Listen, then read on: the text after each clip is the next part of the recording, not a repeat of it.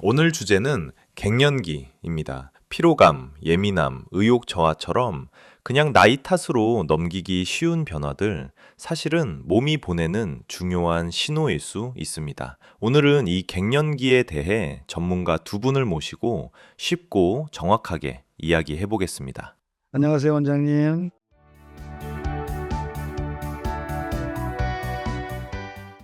네, 안녕하십니까. 갱년기, 보통 여성의 이야기로 생각하기 쉬운데요. 과연 남성에게도 갱년기가 있을까요? 사실 저희는 엄밀히 말해서 갱년기라는 용어를 의학적으로 쓰지는 않는데 그냥 남성 호르몬 저하를 여성 갱년기랑 비슷한 증상이라고 생각을 하고 여성 호르몬처럼 갑자기 확 줄어드는 게 아니라 서서히 떨어지. 3, 40대부터 조금씩 떨어진다고 알려져 있거든요. 그렇게 해서 그게 누적돼서 결국엔 뭐 5, 60대 정도 됐을 때 충분히 감소돼 있으니까 그때 이제 그런 증상들을 느낀다고 생각을 합니다. 남성 갱년기 증상은 무엇이고 검사는 어떻게 할까요? 그 증상이라는 게 설문조사가 있거든요. 10가지 문항을 가지고 보는 아담 설문지라는 게 있어요. 아담 설문에.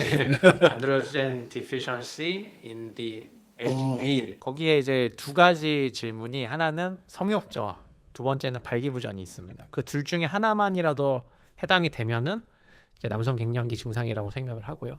나머지 8가지는 이제 전반적으로 봤을 때 약간 운동 능력의 저하가 있어요. 근력이나 지구력, 뭐 민첩성이 떨어질 수 있고, 그다음에 감정적으로는 우울감이 생긴다거나, 뭐 감정의 기복이 심해진다거나, 그다음에 전반적인 삶의 영역을 봤을 때 활력이 떨어지고, 의욕이 떨어지고, 즐거움이 떨어지는 이런 것들이 있는데 그런 항목들 중에 3가지 이상 또 뭐 자기가 해당된다. 그러면 이제 증상이 있다고 보는 거고, 물론 그런 증상만 있다고 해서 진단하는 건 아니고 실제 또 남성 호르몬 검사를 해봐야겠죠. 그래서 남성 호르몬 검사를 해서 그 수치가 굉장히 낮다. 보통 뭐 2점대, 3점대 정도 되면은 낮다고 보거든요. 남성 갱년기 치료는 어떻게 하나요? 남성 호르몬 주사 치료하는 게 좀 보편적이긴 하고요. 안전하게 맞을 수 있는 건데 물론 몇 가지 부작용이 있기는 합니다. 대표적으로 남성 호르몬을 외부에서 투약을 해주면은 우리가 뭐 일반 분들은 이해를 못 하실 수도 있는데 오히려 내 몸에서 정자를 생성하는 능력이 떨어져요.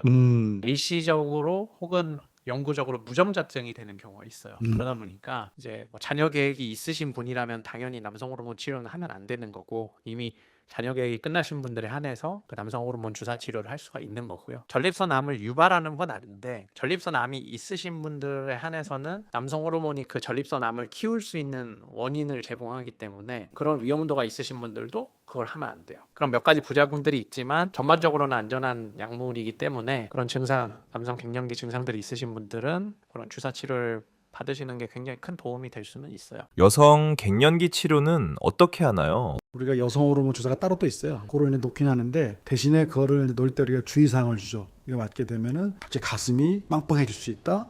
그다음에 외음부가 부을 수 있다. 이런 얘기 해주거든요. 근데 너무 급한 경우에는 우리가 이제 주사를 놔줘서 일단 일시적으로는 해결해주고, 하지만 장기적으로는 주사를 놓지 않고 이렇게 약을 통해서 먹게끔 저희들이 유도하거든요.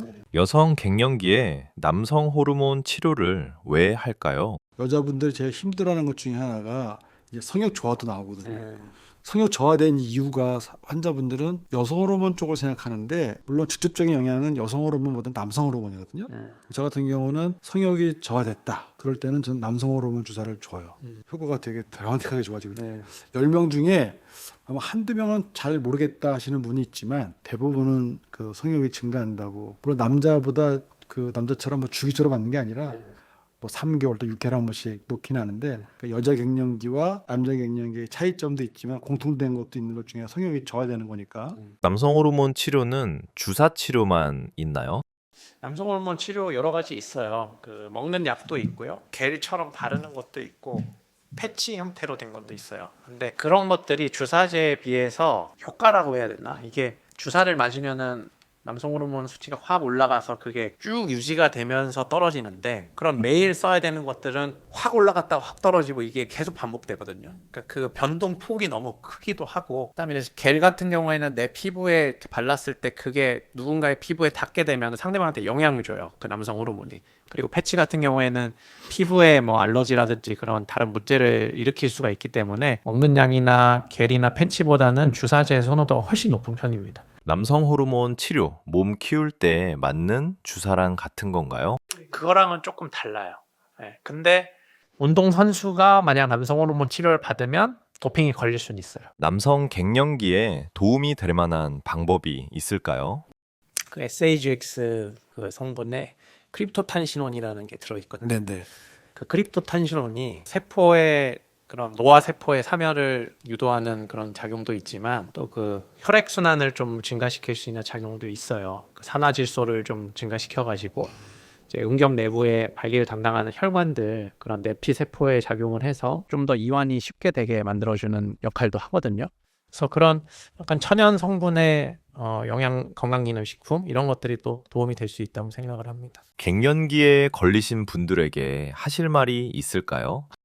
갱년기라고 표현은 안 하지만 남성 호르몬이 서서히 저하되면서 많은 변화를 느낄 수가 있어요. 특히 뭐 감정적인 부분이라든지 뭐 삶의 활력이 좀 떨어진다거나 그런 문제들이 생길 수가 있는데 그런 것들을 그냥 뭐 노화의 한 현상이라고 자연스럽게 받아들일 것이 아니라 분명히 남성 호르몬 저하에 따른 증상이라는 걸 인식을 하고 실제 비뇨기과에서 상담을 받고 또 거기에 따른 적절한 치료를 받으면은 정말 좋아지시는 분들 많이 봤거든요. 그래서 그런 것들을 좀 망설이지 않고 병원을 좀 찾으셨으면 좋겠고 또 이제 배우자분들께서 그런 이제 연세한 드시면서 그런 감정의 기복이라든지 생기는 남성 호르몬 저하와 관련된 증상들이 있으신 남편분들을 보면은 이해해 주셨으면 좋겠다는 생각이 좀 듭니다. 남편분들은 우리 마누라 왜 이러지? 이렇게 생각할 게 아니라 대화를 통해서 같이 한번 산부인과 가서 한번 상담 받아보고 진단 받아봐라 이렇게 권하는 게 좋을 것 같아요.